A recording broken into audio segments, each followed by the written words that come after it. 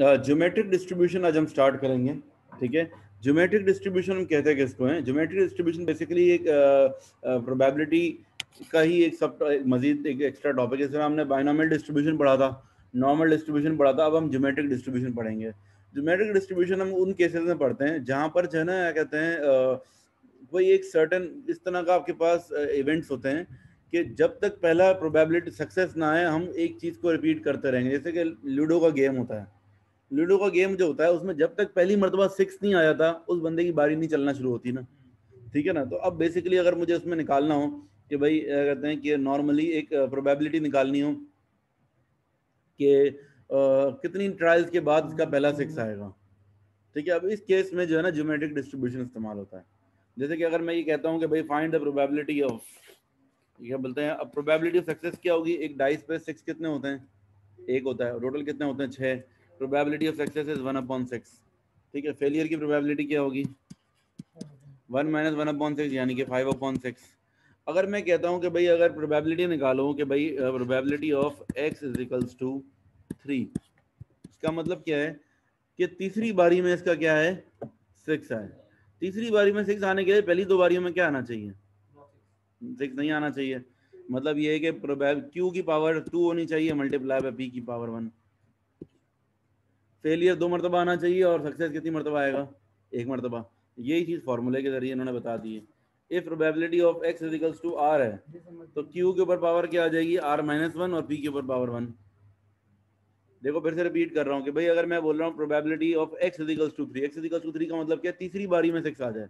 एक बंदा ट्राई करता जा रहा है, करता जब तक उसका 6 नहीं आएगा उसकी जो बारियां चलना शुरू नहीं होंगी, जो उसकी वो है क्या कहते हैं गोटे जो होती हैं वो चलना शुरू नहीं होंगी, ठीक है ना।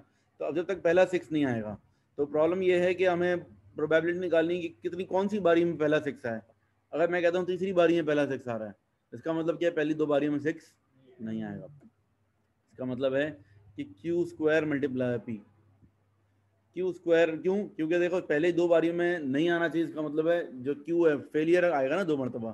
तो यही चीज़ यहाँ पर एक फॉर्मूले के जरिए इन्होंने दे दी है कि अगर probability of x equals to r है, अब यहाँ पर r की वैल्यू क्या है? मेरी 3 है ना, तो q के ऊपर पावर क्या आ जाएगी? r-1 यानी कि 3 - 1 किया तो क्या आंसर? 2 आया और p के ऊपर पावर 1 आएगी। तो इसका मतलब है ये इस तरह से आंसर आ जाएगा इसका 5/6 to the power of 2 multiply by 1/6। Sir ये क्यू क्या होता है, वापस बताएगा? फेलियर होगा ना, probability of success is p और probability of failure is q। Okay. ये तो कम वो है ना, पूरे प्रोबेबिलिटी में हर जगह p is probability of success,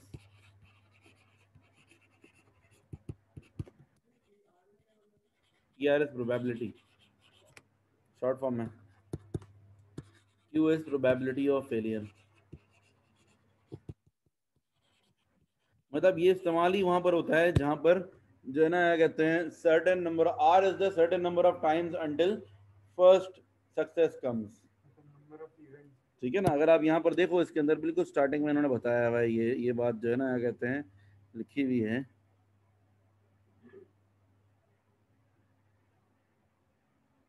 कहाँ गया?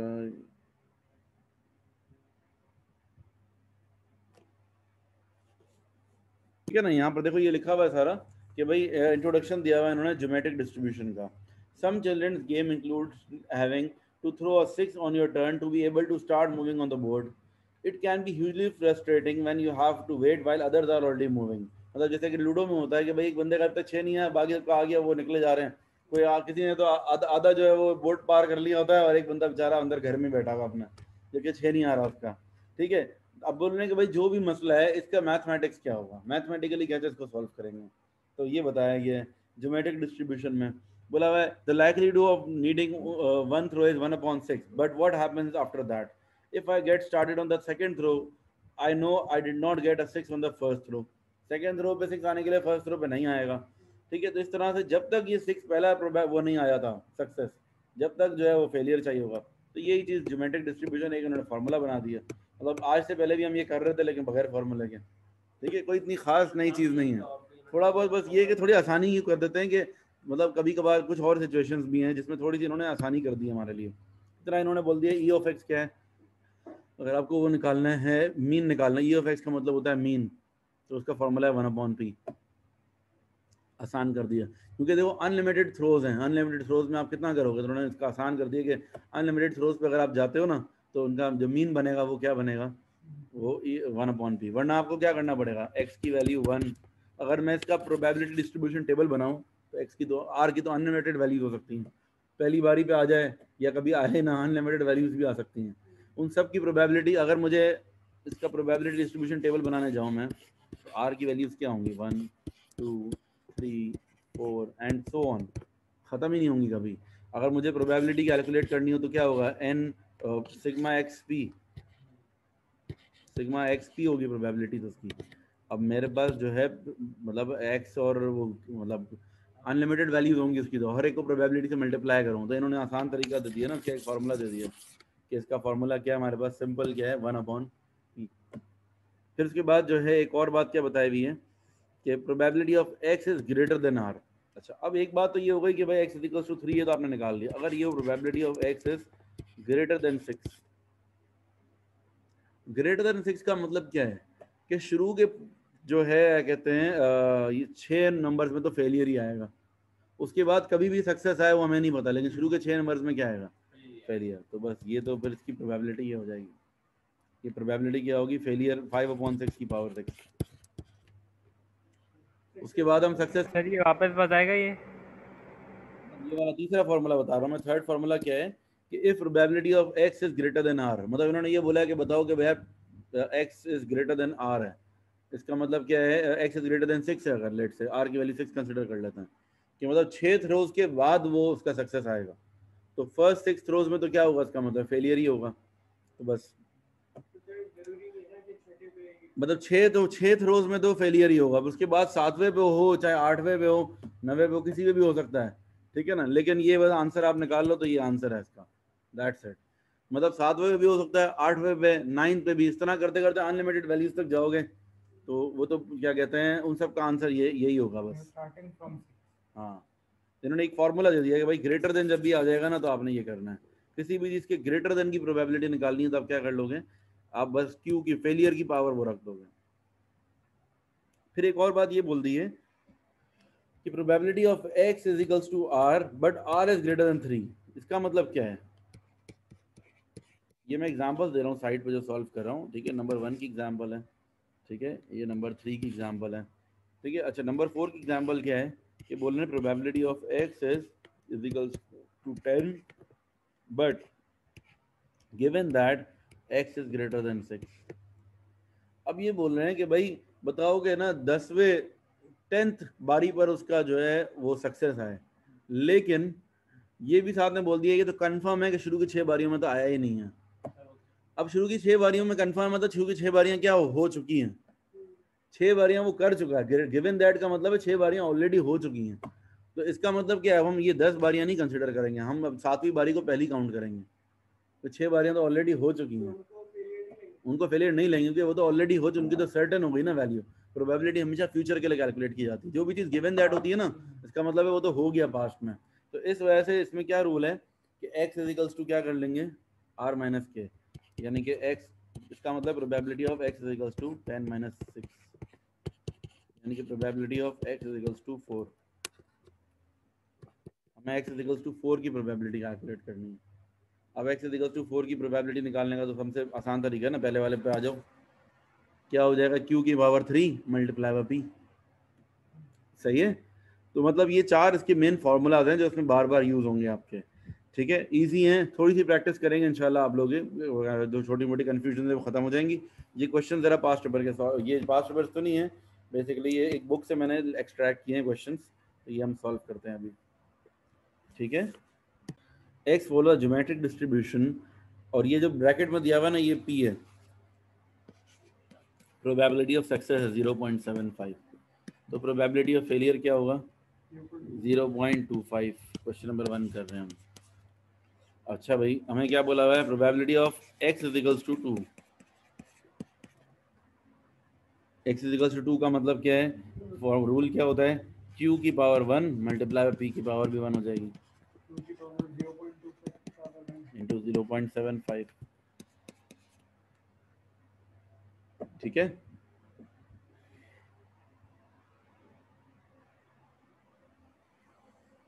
निकालो आंसर।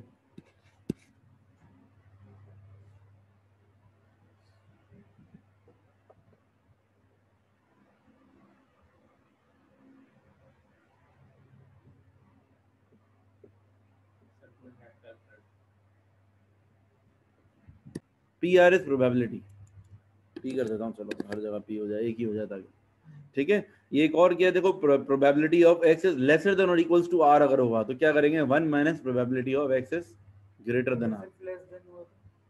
सिर्फ लेस देन होगा ना तो उसमें क्या होगा कि एक कम कर देंगे ना।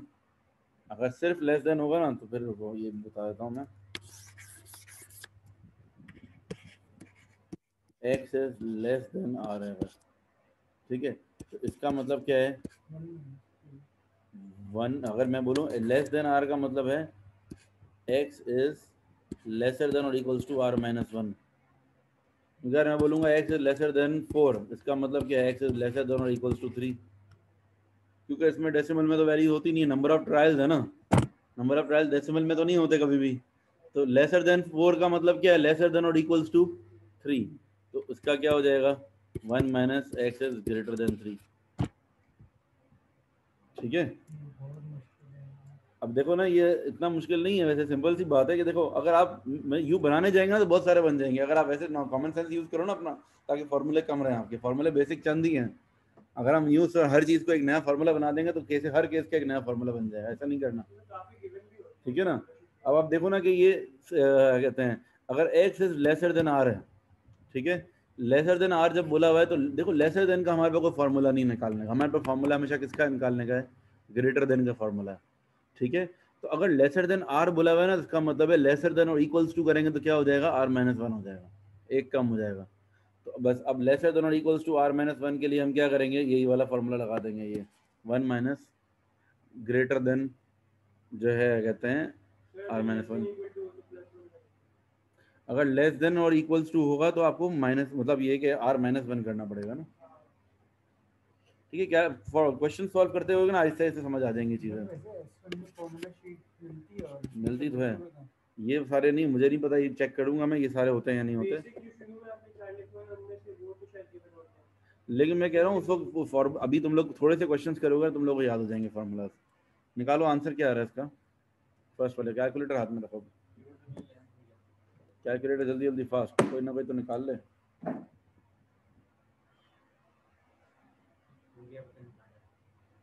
चलो थोड़ा जल्दी करो यार, कैलकुलेटर मोबाइल में भी हो। 0.1875। 1875 पार्ट बी पर आ जाएंगे, probability of X is greater than 3। अब ग्रेटर देन 3 के लिए क्या करेंगे, देखो ग्रेटर देन 3 वेरी सिंपल, ये फेलियर क्यू की पावर 3 हो जाएगी, 0.7525 sorry Q is 0.25 power of 3,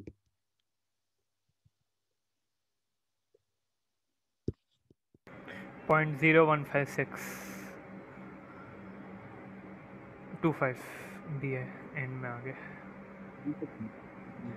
0.0152625।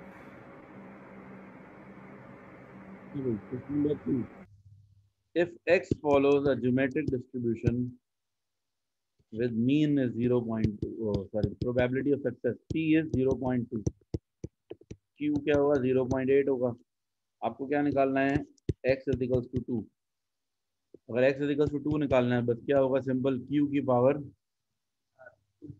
1 multiply by p, x की जो भी वैल्यू होती है ना उसमें से एक कम करके हम q की पावर लगाते हैं और p की पावर 1 ही आती है हमेशा, ठीक है। देखो पहला फॉर्मूला क्या है कि q की पावर r माइनस 1 होती है। अच्छा भाई अब ये हो जाएगा आपका 0.8 इंटू 0.2 यानी कि 0.16। अच्छा भाई part B, x is lesser than और इक्वल टू 2, लेसर देन का कोई हमारे पास हिसाब नहीं है, कोई फार्मूला नहीं, हमेशा फार्मूला किसका है, ग्रेटर का है, तो हम क्या करेंगे 1 minus x is greater then 2, ठीक है। 1 minus x is greater then 2 का फार्मूला है क्यू की पावर 2, 1 माइनस 0.8 की पावर 2,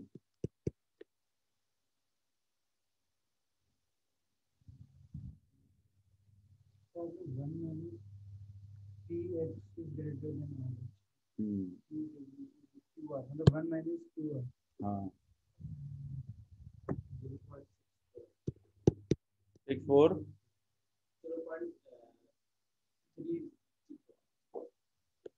0.36 आंसर है। ठीक है, ठीक है। क्वेश्चन नंबर 2 तक हो गया, ये क्वेश्चन 3 देखते हैं हम। If x follows a geometric distribution with probability of success 0.1, failure क्या होगा 0.9। ए पार्ट ने बोला हुआ x इज इक्वल टू 2 निकालो। क्या करेंगे भाई, x इज इक्वल टू 2 के लिए हम करेंगे, ये हो जाएगा आपका q to the power of 1 और p की पावर भी 1।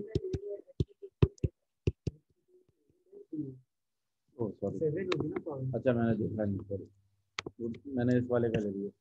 क्या है ये 8 हो जाएगा और 1 हो जाएगी पावर ना, 0.9 की पावर 8 इंटू 0.1 7 7 7 एक्स की वैल्यू 8 है तो एक कम कर देंगे उसमें से।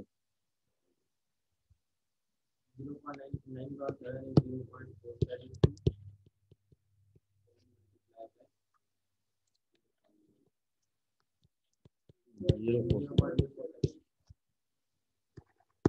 Part B, X is greater than 6, Q की पावर 6 हो जाएगी 0.9 की पावर 6।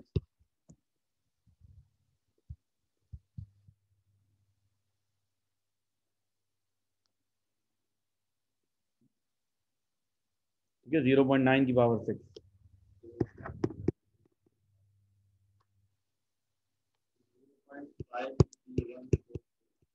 531 बस। Okay, question number 4. If x follow the geometric distribution with probability of success 0.6, failure क्या होगा 0.4। Calculate probability of x is equals to 5।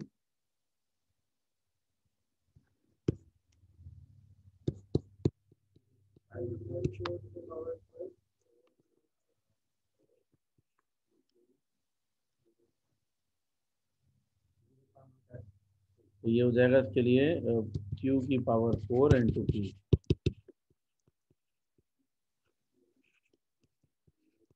क्या आ रहा है आंसर 0.015। ठीक है, पार्ट बी में x इज लेसर देन और इक्वल टू 5, तो 1 minus x is greater then 5। Sorry, हाँ सही है, सही है, सही है। x ग्रेटर देन 5 के लिए क्या होता है q to the power of 5। 1 minus 0.4 to the power of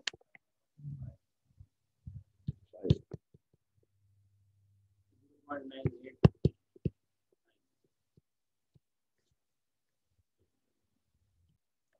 Question number 5. X follow the geometric distribution with probability of success 0.4 and probability of failure is 0.6. Find x is equals to 4.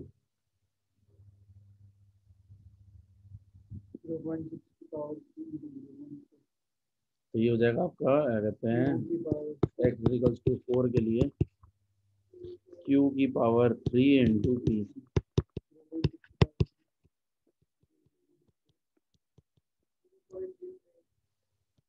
.0, ठीक है। Part B, फिर क्या है next हमारे पास, x is equals to 6 given that x is greater than 2। इसका मतलब है given that x greater than 2 मतलब 2 तक तो हो चुका है, तो हटा दो उसको ना, कितने बचे 4 बचे, मतलब हम इसको कंसिडर करेंगे x इज इक्वल्स टू 4। ठीक है, इसका मतलब है q की पावर 3 मल्टीप्लाई बाय p।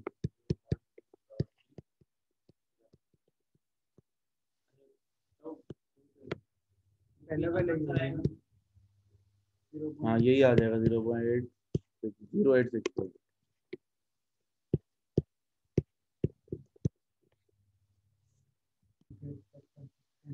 अच्छा, a pair spinner has 4 equal sections colored red, green, blue and black.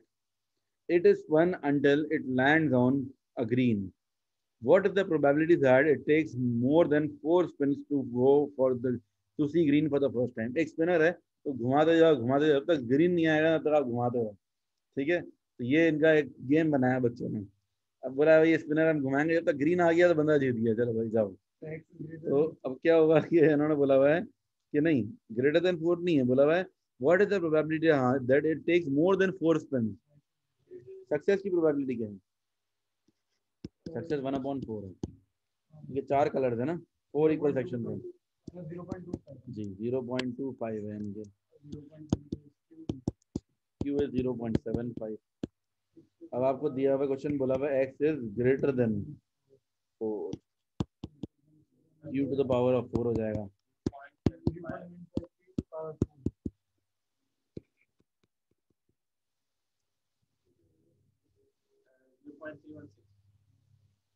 (0.316).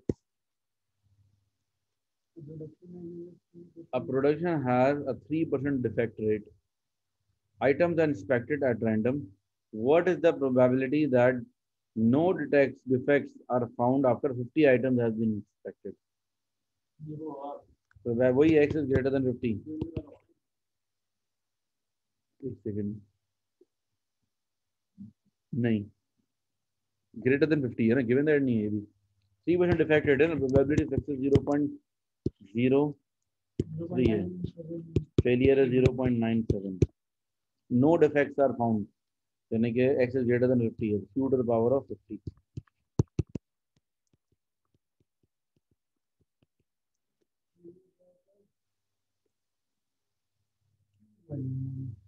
हम्म 0.03 है ना, 3% तो 97% बचा ना बाकी, ठीक है।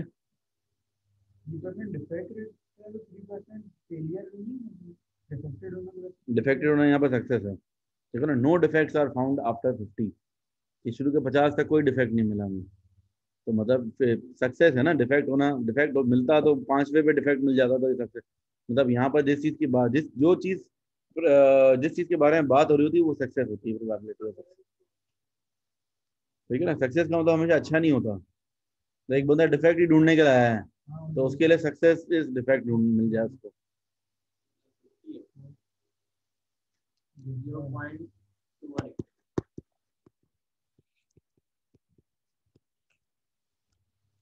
फिर question number 8, Joji is the captain of a 5 Josie is the captain of a 5-a-side football team playing in a league of 8 teams. She lost the toss in each of the first 3 games. ये given that हो गया. What is the probability that she will not win the toss in the league that season? ठीक है, एक league है, league के अंदर कितने मैचेस हैं? 5 मैचेस हैं। अच्छा 5-a-side है, अच्छा 8 टीम्स हैं और 5 हर कोई 8-8 मैच खेलेगा, टोटल 40 मैच हो गए, ऐसा ही है। अच्छा 5 प्लेयर हैं, ओके सॉरी, 8 टीम्स हैं मतलब, ठीक है ना। She lost the toss in each of the first 3 games. What is the probability that, अच्छा जोजीज टीम प्ले 7 मैचेस, ये दे दिया हमें, टोटल 7 मैचेस की टीम खेल रही है। What is the probability that she will not win the toss in the league that season? मतलब ये कहना चाह रहे हैं कि टोटल हमारे पास 8 टीम है, टीमों को कुछ भी नहीं करना, बेवकूफ बनाने कर दिया शायद, टीमों को हटा दो। हमारे पास ये मैचेस कितने खेलेगी इसकी, ये लोग कितने खेलेंगे? 7 मैचेस खेलेंगे। 7 मैचेस में से बोला हुआ है कि जो है ना, कहते हैं she has lost the toss in each of the first 3 games. मैं ये कहूंगा भाई शुरू के 3 मैचेस में तो उसने टॉस जीता ही नहीं है। अब हमें ये निकालना है कि बाकी 4 मैचेस में भी टॉस ना जीते, तो बस सिंपल क्यू की पावर 4 हो जाएगा ना। शुरू के 3 मैचेस में उसने टॉस नहीं जीता, बाकी के 4 मैचेस में वो टॉस ना जीते, चारों मैचेस में टॉस हारे मतलब ना। ये अगर आप फॉर्मूले के जरिए करना चाह रहे हो तो इस तरह होगा, x = x is greater than 7 given that x is greater than 3. ठीक है, x ग्रेटर देन 7 चाहिए, मतलब शुरू के 7 मैचेस में वो जीते ही नहीं टॉस, ठीक है, और x शुरू के 3 में ऑलरेडी गिवन दैट है कि वो जीता ही नहीं है। हाँ तो बस 7 गेम खेले, उन 7 के साथ में मैच ना टॉस ना जीते। अगर मैं इसका ज्योमेट्रिक डिस्ट्रीब्यूशन भी ना लगाऊं, जनरली ऐसे भी कर लूँ हो जाएगा। देखो मैं क्या बोल रहा हूँ, शुरू के 3 मैचेस में ऑलरेडी वो मैच टॉस हार चुका है, बाकी के 4 मैचेस में उसको टॉस हारना ही है, तो क्यू की पावर 4 हो जाएगा ना। बस हारने की चांसेस उसके कितने हैं, 1/2 की पावर 4, और कॉइन में जीतने के और हारने के 50-50, ये सब ऐसे ही आपको बनाने के लिए। खैर, Marta is a good soccer player who had a good record of scoring 15% of the shots he attempts. ठीक है, सक्सेस की प्रोबेबिलिटी हो गई 0.15. In a particular game, Marta has 8 shots. Calculate the probability that Marta does not score in this game. भाई 8 में से किसी एक में भी वो स्कोर ना करे, तो यानी कि जो है मैं कहूँगा कि हाँ, मतलब सारे के सारे वो हार ही रहे हैं। मतलब उसमें ज्योमेट्रिक डिस्ट्रीब्यूशन को साइड पे रखो, इतना सिंपल सवाल है ये, तो सारे के सारे में क्या करें, हार जाए 0.85 की पावर 8। अगर आपको फॉर्मूला कोई नहीं भी लगाना तो दिस इज वेरी सिंपल ना। इसने कितने शॉट्स खेले हैं, इसने 8 शॉट्स खेले हैं, सारे के सारे इसको क्या करना है, हारना है। वरना अगर मैं आपको इस तरह बताऊं तो ये इसका क्या है कि x is greater then 8, x is greater then 8 होगा ना, कि मतलब शुरू के 8 मतलब जीते नहीं, 8 के बाद शायद जीत जाए कभी, ठीक है। तो उसमें क्या होगा, q की पावर 8, सब यही आ रहा है, शुरू के 8 हार रहे हैं इसको, ठीक है, 0.274।